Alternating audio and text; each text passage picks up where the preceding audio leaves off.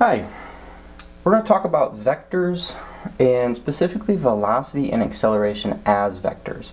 So we already know that velocity and acceleration are vectors, and we know how vectors can be added and shifted by multiplying them or dividing them by magnitudes.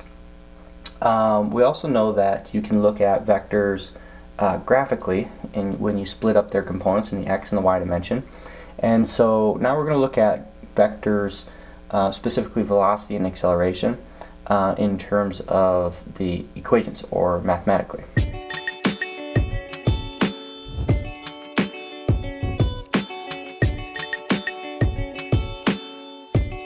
Consider a bird in flight. A bird follows an unusual path, and they can have various speeds at which they fly. They could be going up and down. Let's say that all of my vectors have the same magnitude, and the only thing that's changing is their velocities. Well, we would say that these velocities actually have an acceleration. Now, typically we only say, gravity is the acceleration, and it's down, and sure, that's happening. But birds can change directions very frequently, very, very quickly, without changing their speed. And so what that means is that the magnitude is the same, but their direction changes.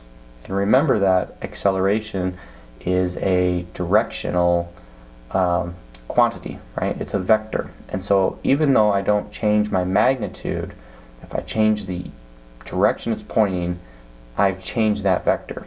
Okay? So how do we handle that? Well, let's look at the displacement vector. Okay?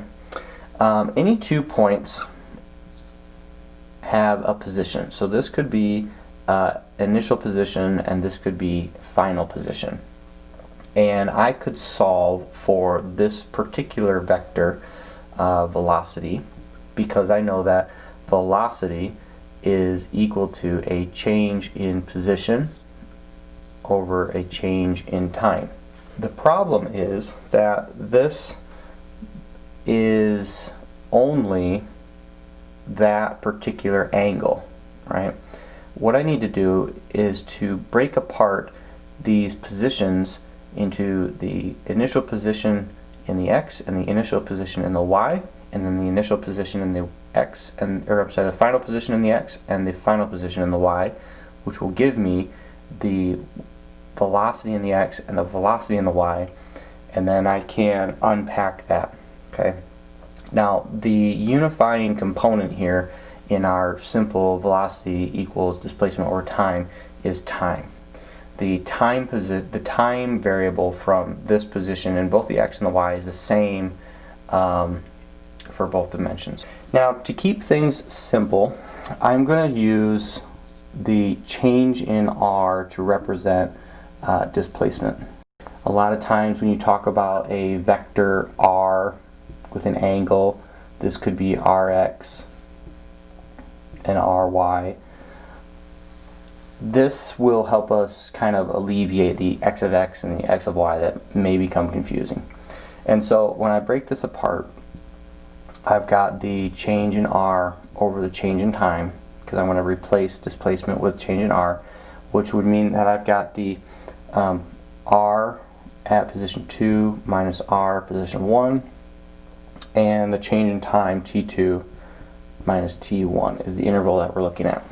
Okay, so this is time 1, this is time 2, and I've changed these to r and velocity.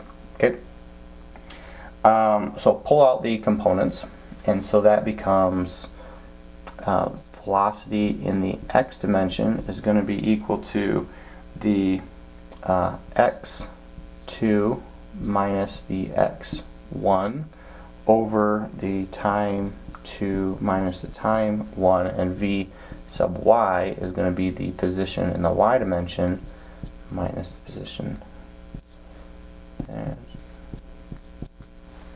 Okay. Now, we're going to kind of shift gears here. So we've talked about velocity in the x dimension, the velocity in the y dimension, and how you can handle those individually. to find the net vector here, or the v, as it goes from position 1 to position 2. Now let's look at acceleration.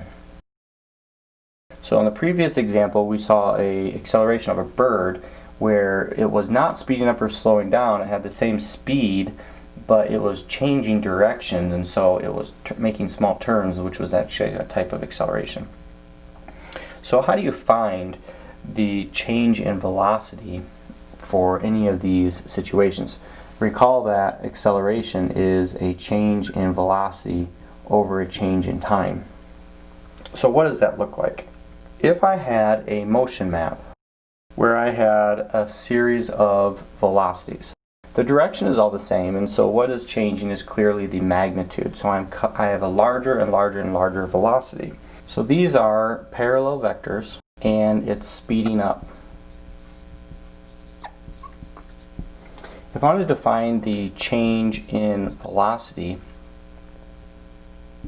I would want to take the difference from velocity 2 to velocity 1, or the difference between velocity 3 to velocity 1, just like we would typically do up here.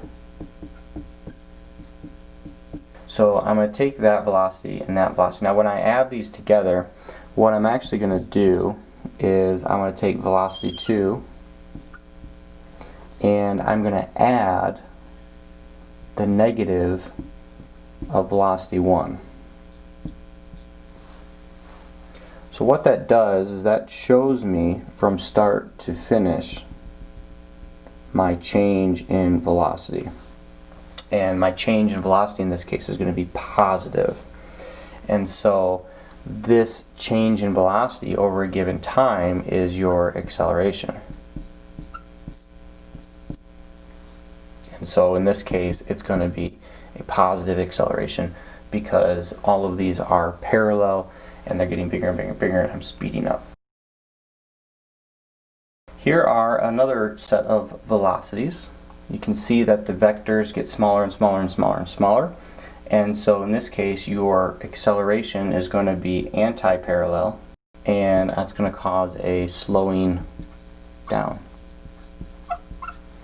And so the way you handle this, the change in velocity, is again equal to velocity 2 minus velocity 1, or whichever ones you're doing, given that time interval. So graphically, I'm going to take the negative, and so I have, and if I take that velocity 1 and put it anti-parallel, and so I have velocity 2, which was smaller than velocity 1, and because I made velocity 1 negative, so it's going the other way around, so I can add these.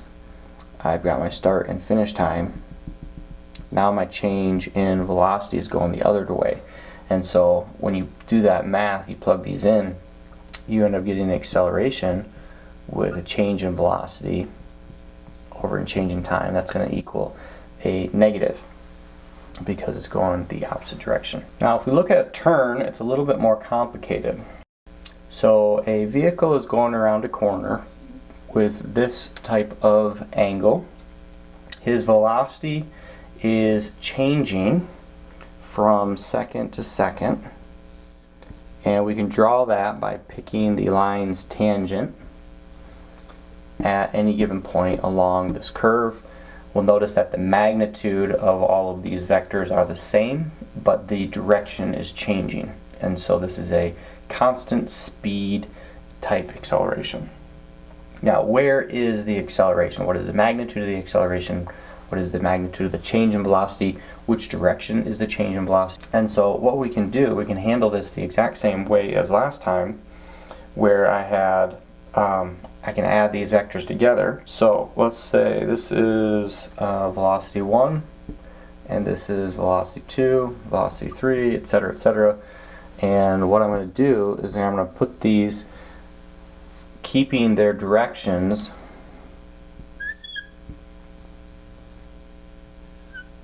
something like that, right?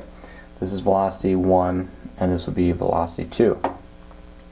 Now what I did last time was I changed velocity 1 into a negative, so I'm going to do that same thing. Now when I take the negative velocity, what I do is I have to change my my arrows. And so velocity 1 started here and finished here.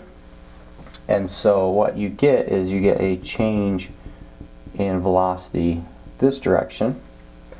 And so what that means is that my acceleration is going to be that change in velocity over change in time, and that new direction is going down here. So what does that mean? Well, that is perpendicular to the velocity at the corner. And so the accelerations as you turn are always going to be perpendicular to the velocity. And this is called a center seeking acceleration, or a centripetal acceleration, which we'll get into at another time. But the center seeking acceleration is going to be equal to v squared divided by the radius of curvature. And so the radius of curvature uses the radius of the circle that's being formed as a means of measuring how angled it is, right? And so the velocity and the sharpness of the corner and the acceleration, which is perpendicular to the velocity, which is tangent to the direction of motion, they're all related. And the way you handle that is you take the anti-velocity and you can add these up doing your typical vector math, and the difference between your start and finish point is your change in velocity for a given time interval. And so you'd be able to solve for your acceleration, and you'd know the direction that it was moving going around a curve. So that's the 3 types of acceleration: speeding up, slowing down, and turning, and how to handle the velocities and accelerations as vectors going forward. Thank you.